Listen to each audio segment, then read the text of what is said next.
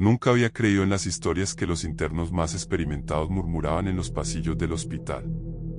No me consideraba un hombre supersticioso ni mucho menos alguien propenso a dejarse llevar por rumores sin fundamento. Por eso, cuando me asignaron la pasantía en la morgue, no sentí el menor escalofrío ni presentí ninguna sombra al acecho. Lo tomé como lo que era, un trabajo incómodo pero necesario, un escalón más en mi camino a convertirme en médico. El hospital era un edificio antiguo, con muros gruesos y pasillos en los que la humedad trepaba como una enfermedad que nadie se molestaba en tratar. La morgue, ubicada en el sótano, era un lugar en el que la vida misma parecía contener el aliento. Al bajar las escaleras y cruzar la pesada puerta metálica, el aire se volvió denso, impregnado de un frío que no tenía nada que ver con el sistema de refrigeración. El doctor Salcedo, el forense encargado, me recibió sin el menor rastro de amabilidad. Su expresión era pétrea, sus movimientos mecánicos, y su tono, monótono y distante. Me explicó mis tareas con la indiferencia de quien ha repetido el mismo discurso cientos de veces. Tu labor aquí es simple. Archivar documentos, etiquetar cuerpos, asegurarte de que todo esté en orden antes de que los recogedores vengan por ellos. No me molestes a menos que sea estrictamente necesario. Asentí sin hacer preguntas. No parecía el tipo de persona que toleraba la curiosidad. El primer par de horas transcurrió en un silencio absoluto, roto únicamente por el murmullo de la nevera industrial y el rasgueo de mi bolígrafo sobre el papel. Intenté concentrarme en los documentos, en la caligrafía apretada de los informes de autopsia y en las fichas de ingreso de los cadáveres. Sin embargo, un sonido tenue, casi imperceptible, me obligó a levantar la vista. Un golpe. Un golpeteo sordo, como el de una rama contra una ventana en una noche de tormenta. Pero ahí no había ventanas. Miré en dirección a los cajones refrigerados, esas hileras metálicas alineadas como nichos en una pared. Conté mentalmente, 17 en total, dispuestos en 3 filas. No había motivo para que algo golpeara dentro de ellos. Sacudí la cabeza, diciéndome a mí mismo que era un ruido del sistema de refrigeración, que los tubos de ventilación a veces crujían con los cambios de temperatura. Volví a mi trabajo. Otro golpe. Más fuerte. Tragué saliva y me obligué a ignorarlo. Pero entonces, un tercer impacto resonó con claridad, y no fue solo un golpe, fue un arañazo. Un sonido áspero, como uñas raspando metal. Me puse de pie, el corazón repicando contra mis costillas. No tenía sentido. No había explicación lógica para ello. Pero el instinto, ese primitivo y olvidado vestigio de nuestros ancestros que sabían cuándo huir antes de que fuera demasiado tarde, me dijo que no me acercara. No obstante, lo hice. Cada paso retumbó en el suelo como si estuviera cruzando el umbral de un lugar prohibido. Me detuve frente al cajón del que provenían los sonidos, el número 9, y con una mano temblorosa, tiré de la manija. El metal crujió, y el cajón salió deslizándose con lentitud. El cuerpo de un hombre yacía dentro, pálido e inmóvil bajo la luz mortecina de los tubos fluorescentes. Pero mis ojos no se detuvieron en su rostro, ni en el ligero rictus de su boca entreabierta. Se clavaron en sus manos. Las uñas estaban destrozadas, astilladas, arrancadas en algunos puntos, con los bordes ennegrecidos por la sangre seca. Como si hubiera arañado la tapa del cajón en un intento desesperado por salir. Un frío aún más helado que el de la morgue se apoderó de mi espalda. Quise retroceder, cerrar el cajón y fingir que no había visto nada. Pero entonces, en el silencio absoluto de la habitación, un susurro se deslizó entre el aire. Todavía estoy aquí. No sé si fue la sugestión o si de verdad lo escuché, pero en ese instante supe, con una certeza atroz, que esa morgue no solo albergaba cuerpos sin vida. Había algo más. Algo que no debería estar allí. Y lo peor era que, por alguna razón, se había fijado en mí. Dormí mal. O mejor dicho, apenas dormí. Me revolví en la cama, incapaz de apartar de mi mente la imagen de aquellas uñas destrozadas, del murmullo que me había perseguido desde la morgue hasta mis pensamientos más íntimos.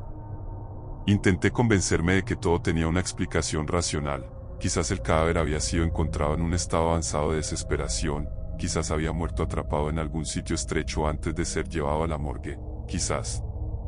No podía engañarme. Lo que había visto, lo que había escuchado, lo que había sentido en lo más profundo de mi ser no era producto de la sugestión. Aquello era real. A la mañana siguiente, mientras el café amargo intentaba despejarme las ideas, tomé la decisión de investigar. Había revisado los documentos del cadáver la noche anterior. Juan Alberto Meneses, 48 años, fallecido por paro cardíaco en la sala de urgencias. Sin embargo, la hora de la muerte me había parecido extrañamente inconsistente con otros registros, y lo peor, faltaba un expediente clínico previo. Era como si alguien hubiera querido borrar cualquier rastro de lo que le había sucedido antes de ser enviado a la morgue. Busqué su número de contacto en el sistema. No debería haberlo hecho, pero para entonces ya había dejado atrás cualquier atisbo de prudencia. El teléfono sonó varias veces antes de que alguien contestara. Sí. Era la voz de una mujer, frágil, como si cada palabra le costara esfuerzo. Tragué saliva y me aclaré la garganta. Disculpe, ¿usted es familiar del señor Juan Meneses? Hubo un silencio. Uno pesado, incómodo, que me hizo sentir que al otro lado de la línea alguien estaba debatiéndose entre colgar o responder. ¿Quién es usted? Soy un pasante del hospital donde lo ingresaron. Necesito hacerle unas preguntas sobre su estado antes de que fuera declarado muerto. La respiración de la mujer se aceleró. No debería estar ahí. Su voz se quebró. Por favor, escúcheme. Algo pasó con él antes de que llegara a la morgue. Hay algo que no cuadra en su informe, algo que no tiene sentido. Déjelo en paz, susurró. No haga preguntas. Solo váyase de ahí antes de que sea demasiado tarde. La línea se cortó. Me quedé con el teléfono en la mano, sintiendo un frío recorrerme la columna. Demasiado tarde para qué. Esa noche, al llegar al hospital, la atmósfera parecía diferente. No era el típico silencio monótono que reinaba en los pasillos después del anochecer. Era algo más denso, algo que parecía adherirse a la piel como una segunda capa, un manto invisible que no me dejaba respirar con tranquilidad. En el vestíbulo, una enfermera de cabello blanco y uniforme gastado estaba organizando fichas en la recepción. Me detuve un segundo antes de atreverme a hablarle. Disculpe. ¿Usted lleva mucho tiempo trabajando aquí? La mujer levantó la vista con una lentitud exasperante, como si el simple hecho de moverse la desgastara. Sus ojos estaban cubiertos por una neblina opaca, pero aún así me analizaron con una atención que me hizo sentir expuesto. Mucho más del que quisiera, respondió. Me mojé los labios. ¿Alguna vez ha oído hablar de pacientes declarados muertos cuando en realidad no lo estaban? El bolígrafo que sostenía en la mano cayó al suelo. Ella se quedó inmóvil por un largo segundo y luego exhaló un suspiro tembloroso. No deberías preguntar sobre esas cosas, hijo. Me incliné sobre el mostrador. Por favor. Necesito saberlo. La anciana miró a ambos lados del pasillo antes de inclinarse levemente hacia mí. Hace mucho tiempo, cuando los procedimientos no estaban tan controlados como ahora, algunos médicos de este hospital hicieron cosas que no deberían haber hecho. Experimentos. Pruebas con pacientes moribundos. Querían saber cuánto tiempo la conciencia podía resistir después de que el cuerpo dejara de funcionar. Los mantenían en el borde, atrapados entre la vida y la muerte. Algunos nunca volvieron. Otros. Se interrumpió. ¿Otros qué? Dicen que todavía están ahí abajo. No necesité que dijera más. De vuelta en la morgue, me sentí más inquieto que nunca. Cada rincón parecía más oscuro, cada sombra se extendía un poco más de lo normal, cada sonido se amplificaba en el silencio sepulcral. Los golpes comenzaron de nuevo. Esta vez, no los ignoré. Crucé la habitación con el pulso acelerado y, con cada paso, los ruidos se hacían más intensos. Me detuve frente a los cajones y sentí que el aire se volvía helado. Entonces, lo vi. La mano. No había duda. Una de las manos del cadáver asomaba fuera del cajón. No estaba en la misma posición en la que la había dejado. El horror me paralizó. Intenté decirme que había sido un error, que alguien había movido el cuerpo, que la gravedad había jugado una mala pasada. Pero antes de que pudiera reaccionar, ocurrió algo aún peor. Un dedo se movió. No fue un espasmo, ni una contracción post-mortem. Fue un movimiento deliberado. Mis piernas respondieron antes de que mi cerebro pudiera hacerlo. Me giré y corrí hacia la salida, pero la puerta no se abría. Giré la manija con fuerza, la golpeé con los hombros, la pateé. Nada. Los golpes comenzaron de nuevo. Ahora, venían de todas partes. De todos los cajones. Uno tras otro. Golpes sordos, desesperados, como si decenas de manos atrapadas en su interior quisieran salir. Mi respiración se volvió errática. Y en medio de los golpes, del ruido metálico de los cajones vibrando, de mi propio jadeo de terror, lo escuché otra vez. Todavía estoy aquí. Un susurro, justo detrás de mí. El aire en mi garganta era espeso, pesado, como si cada respiro arrastrara consigo el polvo de siglos de muerte acumulada en la morgue.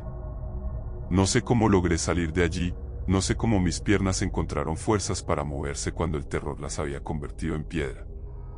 Solo recuerdo el sonido de mis pasos retumbando por los pasillos desiertos del hospital, el eco de los golpes que aún vibraban en mi cabeza y, sobre todo, aquel susurro imposible de olvidar. Todavía estoy aquí. No podía seguir ignorándolo. No podía convencerme de que era una alucinación o un mal sueño. Aquello era real, y si había alguien que debía saber la verdad, era el doctor Salcedo, el jefe de la morgue. Lo encontré en su oficina, inclinado sobre un escritorio lleno de papeles desordenados, su bata manchada con rastros oscuros que preferí no identificar. Cuando levantó la vista y me vio allí, empapado en sudor, con el rostro desencajado, no pareció sorprendido. «Sabes demasiado», dijo con una calma inquietante, como si hubiera estado esperando este momento. Cerré la puerta tras de mí y me acerqué con pasos firmes, aunque mis manos temblaban. «¿Qué están haciendo aquí?». El doctor se reclinó en su silla, entrelazando los dedos sobre su abdomen, observándome con una expresión entre divertida y resignada. «Sabes, Adrián, cada año recibimos pasantes como tú. Jóvenes ambiciosos, ansiosos por aprender, convencidos de que la medicina es una ciencia pura y noble. Pero hay cosas que no enseñan en la universidad, cosas que solo se aprenden en sitios como este». Me incliné sobre su escritorio, sintiendo la adrenalina latir en mis sienes. Vi los registros de Meneses. Su expediente está incompleto. No es el único. Hay docenas de pacientes con historiales irregulares. Y las uñas. Dios, las uñas destrozadas de ese hombre. Él intentó salir. Intentó salir porque aún estaba vivo. Salcedo suspiró, como si mi desesperación le aburriera. No, Adrián. Intentó salir porque aún estaba consciente. El mundo pareció detenerse. Él continuó, con una serenidad que me revolvió el estómago. El hospital tiene una historia larga y fascinante. Décadas atrás, algunos médicos descubrieron que el cese de las funciones vitales no siempre significa el fin inmediato de la conciencia. Hay un umbral, un instante entre la vida y la muerte en el que la mente sigue atrapada, aislada en un cuerpo inerte. Querían estudiarlo. Querían saber cuánto tiempo alguien podía estar así antes de desvanecerse por completo. Mi garganta estaba seca. Eso fue hace décadas. Salcedo inclinó la cabeza. ¿Y quién te dijo que se detuvo? El silencio entre nosotros se volvió denso, una sombra que nos envolvía a ambos. Algunos son errores. Declarados muertos antes de tiempo. Otros son seleccionados. Sus palabras flotaron en el aire como veneno. Retrocedí un paso, mi cuerpo entero pidiéndome que huyera, que me alejara de ese hombre y de su voz suave como una soga ondeándose en mi cuello. No. Salcedo se levantó, acercándose a mí con pasos tranquilos. Es un privilegio, ¿sabes? Estar en el umbral. Ser testigo del fin, sin cruzarlo del todo. Sentir cómo la existencia se va desmoronando poco a poco, mientras el resto del mundo cree que ya no estás ahí. Escuchar cómo los médicos te diagnostican con muerte cerebral. Oír el cierre del cajón mientras te entierran en vida, incapaz de moverte, incapaz de gritar. Aprender que el peor destino no es morir. Es seguir consciente cuando todo lo demás ha desaparecido. Un mareo me envolvió. Debía correr. Salir de allí. Pero algo estaba mal. Mis piernas comenzaron a fallarme. Mi vista se nubló. Y entonces lo entendí. El olor en la habitación. El aroma dulce y químico en el aire. Había algo en él, algo que se adhería a mi piel, que se filtraba en mi cuerpo. Intenté gritar, pero mi voz apenas fue murmullo. Salseo me sostuvo antes de que cayera al suelo. Tranquilo, Adrián. Es solo el principio. Me desperté en la oscuridad. No sabía cuánto tiempo había pasado. Lo primero que sentí fue la rigidez de mi cuerpo, como si llevara horas sin moverme. La pesadez en mis extremidades era insoportable, mis músculos apenas respondían. Entonces, el frío. Un frío que no venía del exterior, sino del metal que me rodeaba por todas partes. No. No, no, no, no, no. Mis pulmones se contrajeron en un intento de gritar, pero apenas logré un gemido ahogado. Intenté mover los brazos, pero eran pesados, como si no fueran míos. La desesperación creció dentro de mí como un animal rabioso. Lo entendí en un solo instante de horror absoluto. Me habían metido en un cajón de la morgue. La tapa de metal sobre mí era un peso insoportable. No podía gritar.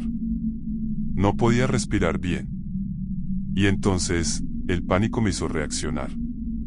Moví mis manos con un esfuerzo titánico, con cada músculo gritando de agonía.